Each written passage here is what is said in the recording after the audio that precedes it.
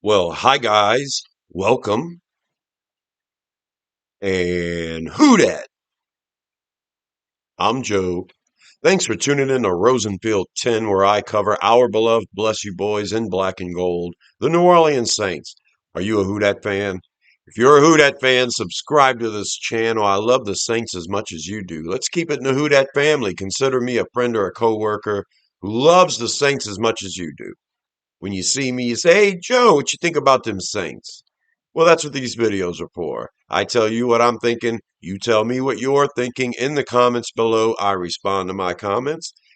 And let's talk about our Saints this glorious, beautiful off season where we have hope, a quarterback, a coach, and a bunch of other missing pieces. So I like to cover the team in the off season, talking about what we have, what we need, what we don't have.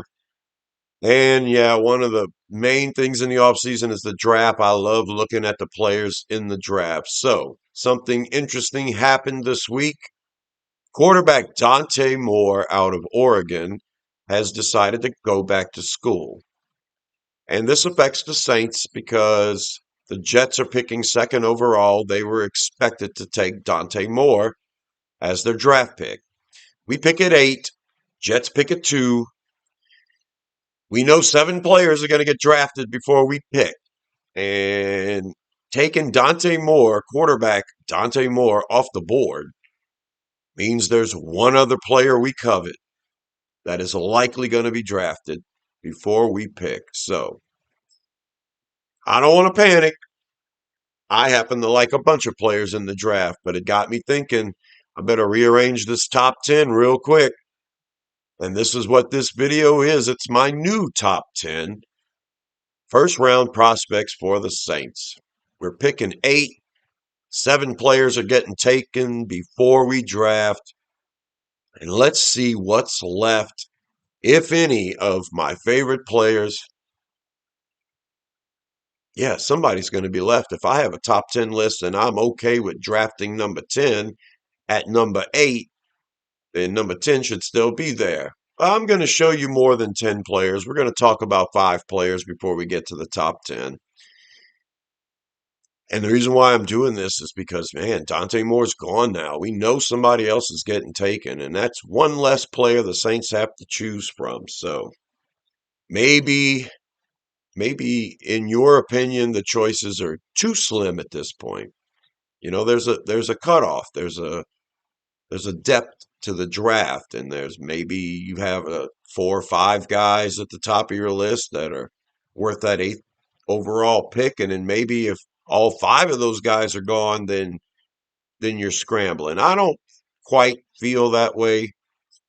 I watched Ross Jackson do a mock yesterday, and he prefaced it by saying it was almost a disaster. When his pick came up at number 8, he almost restarted the mock simulator because he thought it was a disaster. He ended up drafting Caleb Downs, the safety. So I'm thinking if Caleb Downs is still there at pick 8, that's not a disaster. But what made it odd to me was he also had wide receiver Cornell Tate still on the board. He still had wide receiver Makai Lemon still on the board. He still had edge rusher Falk and defensive tackle Woods. And yeah, you get to a point where you're freaking out and you're like, oh man, we don't have anybody left. And maybe there's a position there that you don't really need to address. But I'm sorry, but if you get to pick 8 and you have a choice between Caleb Downs, Cornell Tate, and Makai Lemon, I think you're doing really good. So I didn't see where the panic was. I wouldn't have considered restarting the mock. But yeah, that's just something I observed over the last couple of days in response to Dante Moore not being in the draft. Not a lot of the channels have really talked about that yet. One channel in particular did and acted like it was an insane proposition where, the thumbnail's him going, because, oh my God, what are we going to do now? Well, I'm going to tell you what we're going to do now. We're going to talk about the players that are still on the board because not all of these guys are going to get taken before 8. And let me talk about the top 5 honorable mentions before we get to my top 10. First, I'm going to talk about defensive tackle Caden McDonald.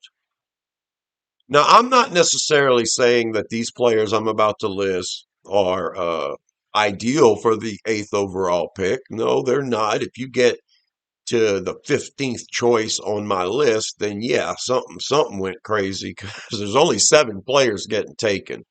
But I'm going to show you some players here in this honorable mention list that are worth a first round pick, not only worth a first round pick, but would make an impact on this team. So all is never lost if these guys come in and make something happen. Caden McDonald is an excellent player, 6'3", 326 pounds.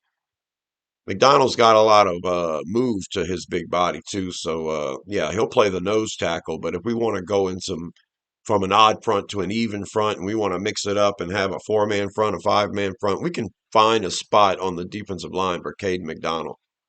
And in my last positional strength video that I did for the month of January, I succumb once again to the thought that defensive line on this team is a pretty important need to be filled. I mean, up until this month, I thought wide receiver was one of the biggest positions of need that we had to fill. But when I look at the room, I think, well, it could be worse. I look at our defensive line room and I'm thinking, yeah, we might need to address that probably as a higher priority than other positions like wide receiver, maybe even edge rusher. I mean, we were pretty good off the edge this year, and we got okay at times against the run. A guy like Caden McDonald would come in here and he would help the run game. He would probably create some pressure too. We don't get a lot of pressure from our defensive line. So McDonald would be a nice pick. Maybe not specifically at pick 8, but I mean, if you think all is lost at pick 8 and you trade down a couple of spots and you're still picking at pick 14, Caden McDonald makes a lot of sense to me. And yeah, all is not lost. We could use a guy like McDonald on this team. Now, here's another guy I want to mention that no one's thinking we should draft at all. And for good reason, because we are set at offensive tackle. But I'm going to talk about offensive tackle Francis Mauigoa out of Miami.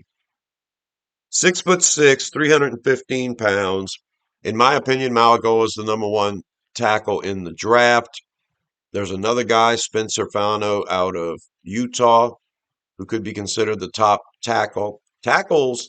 Offensive tackles are a very important position for teams that don't have one, and we know because we had to draft one in the first round 2 years in a row. So we know when you need one, you got to go and get one. And there are teams out there that need one. And I'm thinking that that would help the Saints' case out a lot if a tackle or two were taken in the top 7 picks. Mauigoa, I think, or Fano could easily go in the top 7. And that would push some players of more need for the Saints down to us. So, but yeah, if Mauigoa isn't taken in the top 7, and you're sitting there with pick 8, remember we drafted Caleb Banks last year with pick 9, and he was the 3rd tackle taken. Yeah, Will Campbell went, and then the kid from Mizzou, Armand Membu, went to the Jets. And then we drafted Banks. So with the 9th pick, we got the 3rd best tackle. Some people say he was the best tackle, but there were 3 good ones there. 2 went before him. And yeah, if we get to pick 8 and the best tackle on the board is still there, I don't know, guys. You want to talk about best player available? I gotta mention Mauigoa. I know it goes against a lot of logic for a lot of Saints fans, but if you really want best player available, Mauigoa's there. He could play guard, or you could kick Fuanga in the guard. No one wants to get a top 10 guard. I want a good football team, and I think fixing this offensive line would go a long way to making this team very competitive. So I mention him here, though, mostly because he is a guy that could easily be taken in the top 7 and push someone else down to us if you're not satisfied with going offensive line. Another guy I want to mention is a guy I had on my top 10, Cassius Howell. Everything says he's not going to be a good pro. He's not big enough. He's not strong enough against the run. He's got short arms, but he's one of those players that just keeps producing. You worry about it translating into the league. That's what I say about him. And because edge rusher is such a supreme uh, position of choice in the first round, I have to consider. I have to consider Cassius Howell, especially if we decide to trade down from pick 8 and we still want to hit edge rusher. Howell to me is a interesting guy. There is a chance that he becomes a really good pro, and everybody's just like, "Wow, we should have seen it." But man, everything says he's not going to make it in the league right now. So even though he's really, really productive at Texas A&M, his worst games at Texas A&M happened against the best competition he played. So I'm going to go ahead and consider that and tell myself, no, there's other edge rushers I'd pursue before Howell. Yeah, I still think he's a first round pick, late in the first round. And I doubt he's going to get taken before we pick at 8. But consolation prize. So who do I have at edge rusher above Howell now? Howell was number 10 on my list, my last top 10. Well, before we even get to the top 10, I'm going to mention somebody else. Somebody that I've decided I've gotten beaten down, I've succumbed. Yeah, it's Akeem Mesidor out of Miami. He's such a good player. The film says he's going to be great. My issue with him was his size, and I was wondering if he'd be able to play that outside linebacker spot. 6'3", 280 pounds. That's Mia. That's my Mia girl. She's very beautiful. I love you, baby. Okay, so this is a thing that I've been hung up on because I know Brandon Staley's defense likes to have that wide out edge rusher, and I feel like a lighter guy plays that better. And I look at a guy that's 280 pounds and I think, I'm not sure if he fits. I think he's a little too light to be a defensive end. He's a little too heavy to be an outside linebacker. But a guy with the talent of Mesidor might be able to do both. And a defensive coordinator like Brandon Staley, and we're supposed to be really excited we have this guy right now. He uses all types. Everywhere he's been, he's had players on the edge that were all types. 250-pound edge rushers. He's had 260-pound, 265-pound guys like Chase Young now. And he's also had the 300-pound defensive ends. But I've noticed on his teams, he's had a few tweeners too. And I'm going to go ahead and just accept that if Staley is a brilliant mind that we hope he is, he can take a guy like Mesidor and play him everywhere. I mean, Mesidor is a pretty strong guy, 280 pounds. He's thick. There's a chance he could play on the inside of a defensive line. If he's good and he can get between the guard and the center, he can make something happen. Certainly play at defensive end on certain downs. You're rushing the passer, you have another edge rusher wide out there, Mesidor on the end in an obvious passing situation. That could be pretty good stuff. And I'm going to start treating these 280-pound players this way. I had an issue with Ruben Bain too because he's 275. But if our defensive coordinator can utilize these players, put them in all these positions, and put them in right when they're needed, yeah, I think it could work. And after, deliberation, I've decided I've got Mesidor higher than Howell. I think it's just the translation into the league is way more obvious with Mesidor being as big as he is. Maybe not the perfect 4-3 or 3-4 defensive end, but I bet he could play it at times. And I bet he could stand up and rush the passer at times too. And I think a smart coordinator could even utilize Mesidor up and down the defensive line. So I like Messidor right now. I've changed my mind. Messidor I've always loved, but I never considered him a true first round talent. I've changed my mind about that. It's just too much production. He's too good of a player. And I got him here in this honorable mention list. And one other player I'm going to mention, another guy that was on my top 10, but isn't anymore, wide receiver Jordan Tyson, Arizona State, 6'2", 200 pounds. I don't like the injury history. He's been hurt every year in college, so I'll worry about that. Another guy that was hurt every year in college was Tyler Shuck. He didn't get hurt this year. He didn't get hurt his last year in college. He didn't get hurt this year in the pros. It makes me think of a guy like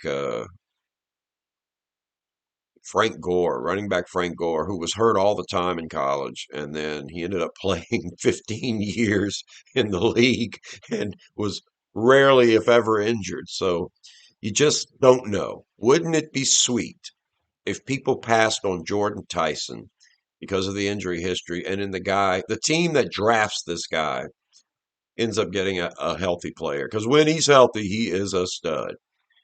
And Tyson brings all kinds of stuff that our team could use.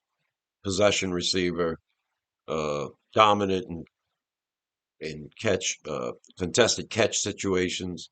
He's got enough speed to do something. He's got enough moves to get open. Makes plays all over the field. And Tyson has this knack for making incredible catches. You know, the passer at Arizona State is a guy named Sam Levitt, and yeah, he just signed with LSU. So you guys are going to see what Levitt's all about. Hopefully, Levitt improves his game. But this past year at Arizona State, some of his passes were a little inaccurate. Kind of reminds me of Spencer Rattler, just a little off, where the receivers got to make some kind of dynamic move to bring the pass in. And Tyson's a guy that can do it. He's got a nice little highlight reel. But I have him outside of the top 10 looking in because of that injury history. Just one of those guys to consider. And when I'm done with this top 10 list, I'll pull up all 15 of these players again so we can talk about the Saints at 8 and, situations, what could arise and who would be there. Yeah, it wouldn't be ideal to draft Tyson at pick 8 if he's going to be injured all the time. But man, if he stays healthy, what a steal at 8. But he's not in my top 10. Here are my new top 10. Starting with number 10, I can't believe it, but I'm here. Defensive tackle, Peter Woods out of Clemson. Just not enough stats this year. I watched plenty of Clemson games. I didn't see Peter Woods make a whole bunch of plays at all. And that bothers me. I want a playmaker. Woods is 6'3", 315 pounds. Well, this guy on our defensive line would be an upgrade, a massive upgrade. And he's good against the run, and I think he can bring some pass rush too. Not a lot of pass rush. Well, you don't get a lot from Nathan Shepard or Jonathan Bullard. You really didn't get a lot from Brian Bresee this past year either. And I'm thinking defensive line is such an important part of this team that has to be fixed. Ideally, I would fix the offense first. If I had to choose one, I would pick some offensive player first. Offense needs to be fixed. Defense did adequate this past year. Offense struggled too much at times. I would focus on the offense. But if I'm going to focus on fixing the defense, I don't necessarily need a new linebacker, don't necessarily need a new safety. We were okay in the secondary. Cornerback, if we re-sign Alontae Taylor, we might be all right there too. It's that defensive line on the defense that has to get fixed. We want a big-time edge rusher. We need upgrades on the defensive line. So I'm going to put Peter Woods here at number 10. If we drafted him at pick 8, it would be kind of a letdown for me. But this team would improve in an area that they need improvement. Here's another guy I never considered before in the top 10, but like I said, I've been beaten. Defensive line is important for this team. I have a newfound respect for a guy like Akeem Mesidor and Caden McDonald. and Peter Woods. And this guy at number 9, defensive tackle, Keldrick Falk out of Auburn. My issue with Falk was the same. Too big. 6'6", 285 pounds. I thought, no way Falk's playing as a stand-up, wide, split-out outside linebacker. No way. His finish to the quarterback is just awful. He's got a great first step. He's really strong, but he just can't seem to find the quarterback. He can't get there. And then I think about our defensive line, and that's where my change with these players have come. If a brilliant defensive coordinator can utilize Keldrick Falk adequately, you can put him all over the defensive line. In certain downs, he would be a presence in the middle of the defensive line. I was thinking he draft him 8th overall, he's going to be forced to play defensive end. He's not going to be fast enough or good enough to play outside linebacker. And then I realized defensive end, we miss all the time on defensive ends. And so I'm kind of like I don't want to do it anymore. But it's a very important position. Edge rusher gets thrown in there, and I've complained about that too.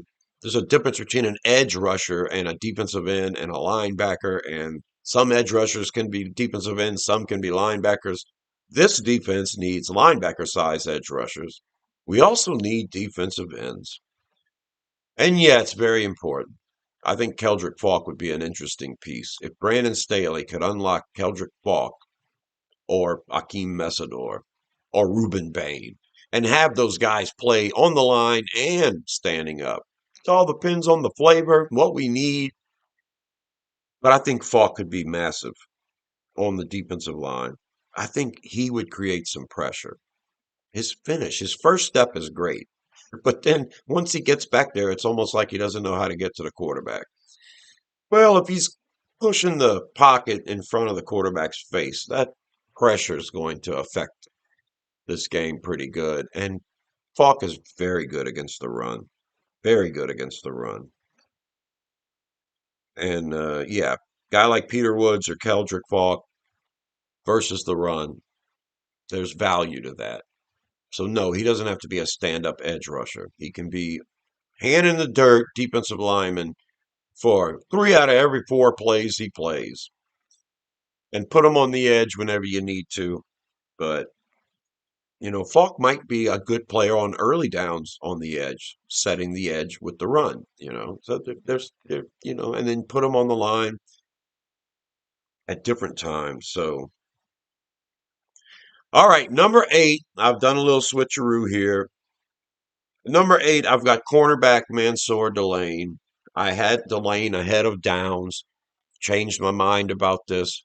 I still think getting Mansoor Delane at cornerback out of LSU on this team would be the most talented cornerback we have, and would start on the outside with Kool-Aid, and Quincy Riley would become great depth. And if Riley wants to learn nickel, fine. If we keep Taylor, yeah, we'll be really good. But Mansoor Delane, I think, is the most talented cornerback that would be in the room if we drafted him, and that makes a difference. Cornerback is an elite position to address. Like I said again, I've said before and I'll say again, you can draft a cornerback early in the draft every year and never run out of them. You get a second rounder one year, a second rounder. We do it all the time. Alontae Taylor was a second round pick. Kool-Aid's a second round pick. Quincy Riley, he might have been a fourth round pick, but top 4 pick. Get yourself a secondary piece every time. Yeah, you need 10 of them on your team, so I'm not going to complain if Quincy Riley, a fourth round pick, all of a sudden becomes our 4th cornerback. Not going to complain at all. I value Mansoor Delane. I value that talent. I think that Mansoor Delane, his ability translates into the pros, in my mind, better than Falk or what Peter Woods could do for the team as a big time impact player. Woods and Falk can make an impact, in the trenches. And sometimes stats don't reveal that. Mansoor Delane would be a guy that's on the outside maybe one-on-one with the best wide receiver every time, just shutting down one side of the field. That stuff's important to me. Delane, 6 foot, 190 pounds. Yeah, I can't leave Delane off this list. If he's our pick at 8, it would be unexpected. You feel like there's other areas on the team that need improvement more. And in that aspect, it would be kind of disappointing. But man, just like with Malagoa, best player available, you're getting a stud. I'm not going to cry in my oatmeal about that. And at pick 7, yep, I did the switcheroo. I've got safety Caleb Downs here at pick 7 now. 6 foot, 205 pounds. Caleb Downs can do it all. And if we get him, he's going to be the star in the star position. And I love his tackling. And I love that we could put him deep one play, nickel the next. I like the versatility, kind of like what we have with Alontae Taylor. And if we re-sign Alontae Taylor and we manage to draft Caleb Downs, that's fine. Taylor can play. Alontae Taylor can play on the outside, cornerback too. So we can do all kinds of mixing and matching if we have those two players in the secondary at the same time. I think Brandon Staley would stay up every night for the next 4 months designing things to do, with players like that, I'm sure. I do like Downs. I do edge him over Delane. I think it would be in this defense, it would make a bigger impact, even though getting Delane would be a huge impact. I've got Downs at 7. And at pick 6, yep, I'm going with edge rusher Reuben Bain Jr. I've decided that I'm tired of looking at Bain as strictly an outside linebacker, edge rusher, wide out presence, and being disappointed. I'm going to decide, no, we're going to use Bain everywhere. We'll even put him in the middle of the defensive line if we have to on certain plays. I think Bain, the thing with Bain is he's really strong and he's got great hands. The issue with Bain, besides being too big for linebacker, too small for defensive line, is that he's got short arms. And those short arms are going to get you in trouble. But he's got great hands and he uses them, not unlike Jared Verse, who was an expert at that coming out of college. Uh, Verse has had an exceptional career in the pros. Bain's short arms aside, his strength is so good that he would be okay on the defensive line. And yeah, this is when Brandon Staley needs to put that thinking cap on and say, look at this piece. If Bain's rushing from the outside, you have to worry about it. He's a talented, super talented dude and can finish and get to the quarterback. Those short arms don't get in his way. Now, he's got issues with bigger, stronger tackles, like anybody with short arms would, but Bain is really strong, good against the run. And, even if he's not getting past the tackle on a particular play, I think he's going to hold up at the line of scrimmage and he's going to cause problems. So, yeah, when I start to think of Reuben Bain as a guy that lines up at defensive end, maybe in a 5-man front or 4-man front, he could even squeeze in the middle of the defensive line and make some stuff happen. And then all of a sudden he's rushing the passer from the outside too. Yeah, yeah, these big pieces need to be, in my mind, considered as versatile pieces and not limited pieces. So this is the highest I've ever had Bain on my list, and I believe he's going to be a top 5 pick, and I don't think we're going to have a chance at him. But he's here at number 6. And my top 5, well, spoiler alert, I haven't changed the top 5. At number 5, I've got edge rusher David Bailey out of Texas Tech, 6'3", 250 pounds. David Bailey's problem is he is linebacker size, and if he plays that edge rusher spot on early downs and you run at him, you might have some success because Bailey's light. But man, he is an exceptional pass rusher, and he's really good at it. So Bailey's role might be limited because if he doesn't get stronger and better against the run, then he might be a liability out there on early downs. But rushing the passer, if he's in the game and you know he's coming and you tipping your hat, quarterback better throw where the dude was standing because he's coming. And that's what I love the most about Bailey. Probably the best pass rusher in the draft. That's my issue, though. Maybe he's only playing, a pass rush situation only. If he's out there and the quarterback audibles and decides to run right at him, maybe he's a liability. But if it's third and long, then yeah, chances of Bailey getting home pretty good. So that's my only issue with Bailey. First, second down out there against the run, he needs to get better. But as a pass rusher, he's the best in college right now. And the only pass rusher I have above him would be at number 4, linebacker, linebacker Arvell Reese out of Ohio State, 6'4", 243 pounds, plays linebacker, can play in the middle, and he can be an outside presence and rush the passer. He's got a ton of versatility. I don't think David Bailey plays in the middle of the linebacking core. I think David Bailey's an edge rusher only. Arvell Reese is really good in coverage, really good at tackling, really good against the run, and really good at rushing the passer. So that's why Arvell Reese obviously a more coveted player than Bailey. Now, how effective would Reese be on third and long, rushing the passer at 243 pounds? He got 6.5 sacks this past year. He's pretty good at it.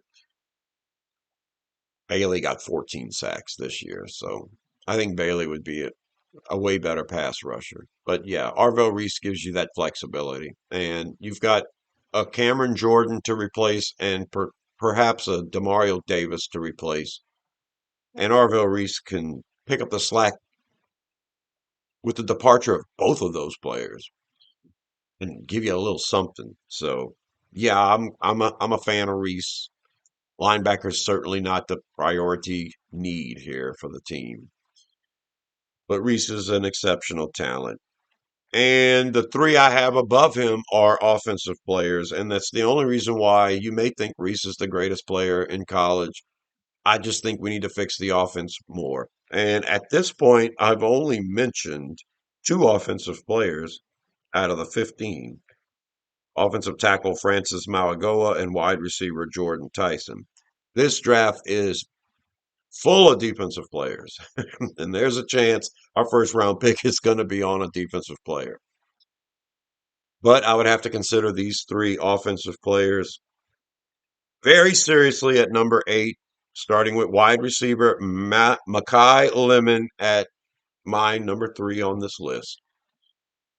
Yeah, Lemon's a middle of the first round projection. If you grab a Lemon with pick 8 over someone like Bailey or Bain or Downs or Reese, people are going to be upset. But Lemon would be a difference maker on this team on the side of the ball that needs the help the most. So I'm not saying Lemon's a better prospect than Reese. I'm not even saying I would take Makai Lemon over Arvell Reese. I'm saying I value Lemon so much for this team that I'd be willing to pass on those other guys and still be really happy settling for Makai Lemon. Okay, that's what I'm trying to say. It's a piece we don't have on our team. Yards after catch guy, versatile guy, can go everywhere. I mean, he's like Chris Olave, except better at contested catches and better with the ball in his hands. And 5'11", okay, 195, yeah, this dude's already 195. Olave is trying to add on weight and maintain how good he is, how fast he is, and how quick he is. Makai Lemon's already 195, and he's playing fast, quick, getting open, tough. I love Makai Lemon for this team. If Lemon's our pick at number 8, I'm not going to be upset. And some people probably would be, especially if we're passing on, other players, Delane or Woods or whatever. I value Lemon for this team. My number two guy is wide receiver Cornell Tate, 6'3", 195 pounds. Tate would operate opposite Chris Olave perfectly. He would be a great compliment. He gives you something you don't have on the team. You have it with Vele. Vele was a sixth or seventh round pick, I think. So yeah, I think Vele's really good. I just think Cornell Tate is that same type of player, only a hell of a lot better. So I think we got us a steal trading a fourth round pick for Vele. And if that man stays healthy, it'll be great. And you won't need a big wide receiver. Vele will be your guy. But yeah, I gotta give Tate the edge here, being 6'3". I gotta give him the edge here. Uh, Wide receiver in the draft. That's the guy I would take.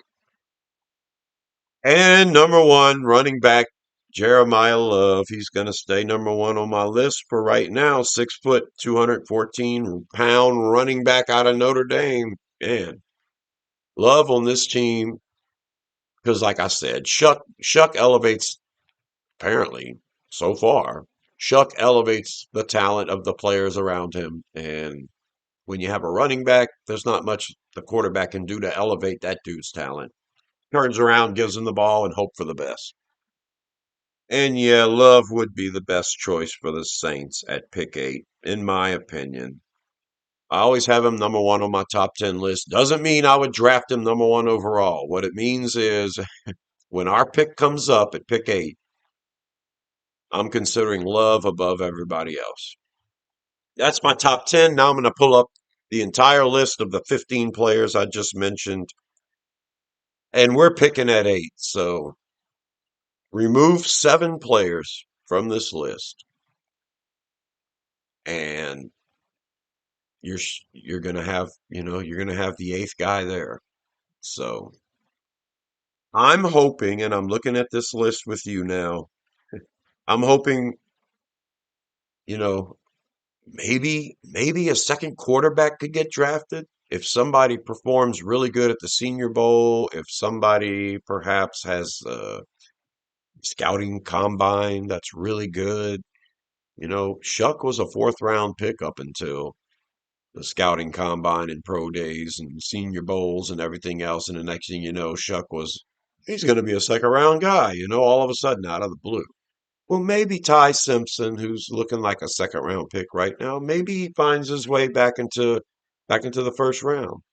Maybe another quarterback does. Trinidad Chambliss is pretty short, but he's high on everybody's boards right now. Probably a second or third round guy would be smart for a team to not reach for him, but somebody may. A quarterback needy team may reach for another quarterback.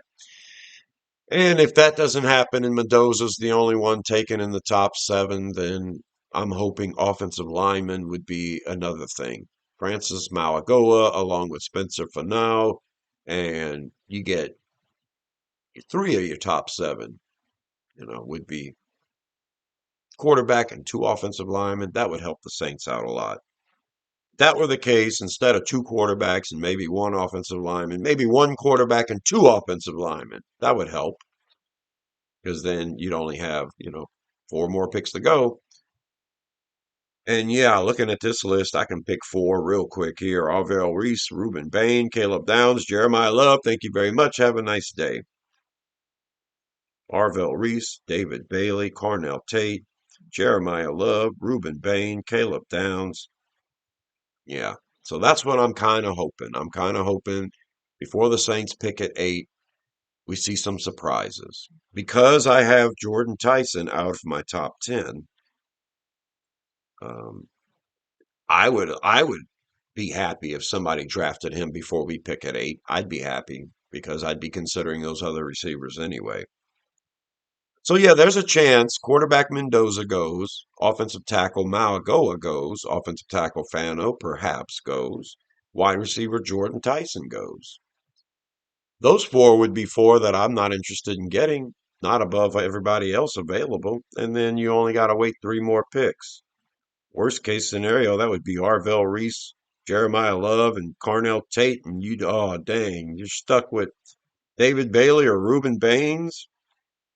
Maybe Caleb Downs, Jeremiah Love, Cornell Tate are the three to go, and you got Arvell Reese. Maybe it's Arvell Reese, Caleb Downs, Jeremiah Love. Maybe that's the three that would just kill you. Arvell Reese, Caleb Downs, Jeremiah Love, and then dang, you're stuck with Reuben Bain or David Bailey or Cornell Tate.